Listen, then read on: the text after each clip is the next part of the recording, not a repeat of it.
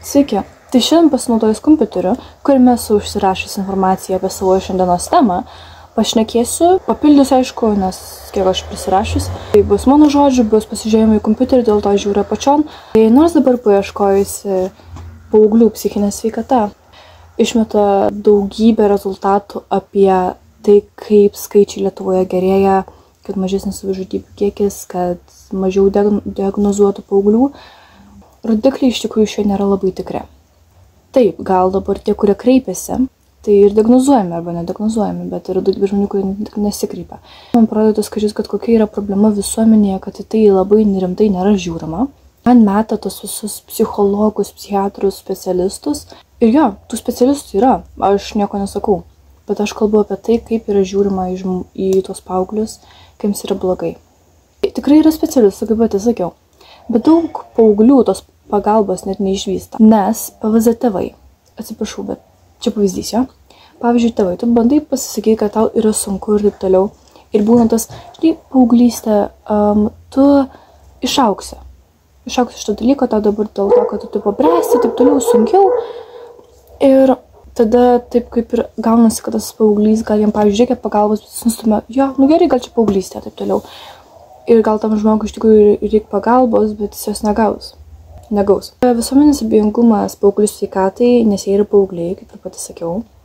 Tai tarsi normalus dalykas, kad taip gali būti, nes šia vadinamoji paauglystė. Ta pat ir sakiau, kas yra labai man liūdna iš tikrųjų, nes tiesiog tada gaunasi, kad mūsų emocijos nėra tikros, o taip man sukelia tokį jausmą, kad tada mes, tie paaugliai, tarsi neturime emocijų, čia yra viskas fake.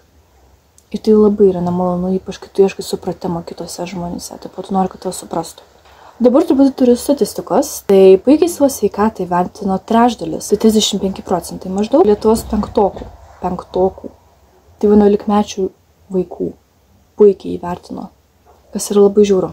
Tai, o tarp devintokų, tokių jau tik tai 25%. Tiksliau, kas ketvirtas. Tai Lietuvos moksleiviai gana panašiai vertino savo pasitenkinimą gyvenimu ir atliepė bendrą psichikos sveikatos tendenciją. Tai vyresnių jaunuolių psichikos sveikatos rodikliai prastesni, ypač tarp mergaičių. Beje, šitas sakinys, kur ypač tarp mergaičių man nusibraukė, nes, aš žinau, kiek daug žmonių nesikreipia pagalbos. Ir čia pakol kas yra toksai, žinot, ta momentinė nuotrauka, kad va, yra šitaip ar dar šitaip, kad, žinot, jo. Tiesiog radau tokią informaciją, tai perskaičiau. Tai šie duomenys nėra vien tik skaičiai. Jie atspindi ir bendrą situaciją Lietuvos namuose, mokyklose, visuomenėje. Tai rodo, kad populiaciniu mastu Lietuvoje jauni žmonės patiria nemažai sunkumų. Jie stokoja vidinių išteklių ir išorinės pagalbos, o psichologiniai pusiausvyrai palaikyti. Tai ką noriu pasakyti, specialistų turim, jo, reikia kreiptis pagalbos, bet didžiausia problema ta, kad, tas pagalbos gali būti jo, bet kad ją pasiektų žmogus, jis jas tiesiog negali. Jis jas negali pasiekti dėl to visuomenės abejingumo. Nes, pavyzdžiui, jeigu paauglys norėtų pas psichologą, bent kiek man iš mano patirties teko žinot, reikia visada tėvų į pirmą vizitą. Jo. Ir dalykėlis tasai, kad kaip tu nueisi su tėvais, jeigu tuo tėvai yra prieš. Taip, jie mano, kad čia yra laiko švaistymas, kad viskas yra gerai. Ir jo. Visiems būna sunkių dienų, jo, bet kartais tiesiog yra tas dalykas, kai tai užsitempia. Labai užsitempia ir tada jau reikėtų sunerimti. Kažkaip to nerimo nekelia šitas dalykas. Vienišumas tai yra kita Lietuvos vaikams ir paaugliams būdinga psichosocialinė problema. Mūsų moksleivių vienišumo rodikliai gerokai viršija Europos vidurkį. Ir aš, man rodos, buvau ieškojus visai informacijos jo, nes man iš tikrųjų šitą informaciją yra aktuali dailiai projektą padaryti, tokį plakatą. Ir norėjau rasti neigiamų rodiklių, aš daugiausiai radau tai, kad viskas į gerin eina, taip toliau. Ir va čia gal buvo, aišku, gal būčiau daugiau pasigilinus, būtų daugiau išlindėjo, bet čia buvo vienintelis tasai toks puslapis, kur buvo pateikta informacijos, taip sakykim, ne ta, kad viskas čia labai nuostabu ir taip toliau, o tai, kad jau yra kažkaip nelabai gerai. Tai jo, su šitu video aš nenoriu čia varyti ant suaugusių ar dar. Aš noriu varyti ant visuomenės. Aišku, visuomenė sudaro suaugusį, bet ką noriu pasakyti. Mes net galim būti abejingi tokiems dalykams, kai žmogui yra sunku, kai jis jaučiasi blogai. Dar matosi, kad, pavyzdžiui, yra liūdnas. Ir kai mes nubaigiam tą, kad tai čia paauglystė, čia dar kažką, mes nepadedam žmogui, mes tiesiog padarom jį žiauriai vienišą, jis jaučiasi labai vienišas, labai blogai jaučiasi.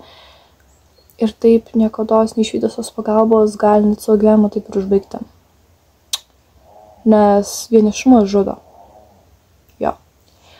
Tai va, šitas video toks labiau, sakykim, statistinis gaunasi. Iš tikrųjų, mano kontentas ir bus kažkoks toks psichologijos, jo. Kažką bandau į tokį eiti dalyką, nes aš noriu bandyti padėti žmonėm. Ir tiesiog noriu kurti tokį dalyką, kad gal susimastykime dėl šito. To tokio, kad, nes visai pažįstu žmonių, kuriems yra sunku. Bet jie nesikreipia pagalbos vien dėl to, nes tiesiog jie nemano, kad jiems reikia. Jiems jos reikia. Nes tiesiog, jo. Kodėl? Kodėl to reikia, tai man taigi čia dauguma man sako, kad paauglystė.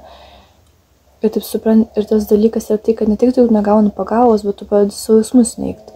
Ir jeigu tu neigi savo jausmus, tu pats pasimeti, esi tai tokioj egzistenciniai krizėje, nes nežinai, ką tu jauti, ką tu darai, tu turi, nesgi sako, kad tu čia, kad normalu, bet nemanai, kad normalu. Bet nieks nepasakė, kad čia nėra normalu, tai tu jau nebežinai, kaip jaustis, ką aš noriu pasakyti. Tokia pas mane normaliai ne visiška, bet tiesiog, jo. Jeigu suprasit, tai suprasit, jeigu nesuprasit, tai ne. Jo. Mano video tokie, sakykim, į tokias temas einantis, tai jeigu tikitės kažko tokio pakolkas, tokio linksmesnio, taip, aš labai abejoju, kad jis bus toksai. Aišku, niekados neskau, kad nebus, bet, jo. Tai jūs šiaip, jeigu turite idėjų, apie ką man padaryti, aš galiu pabandyti paieškoti informacijos, pasidaryti video. Tai jo, tai labai ačiū, kad žiūrėjot ir susitiksim kitą kartą. Bye!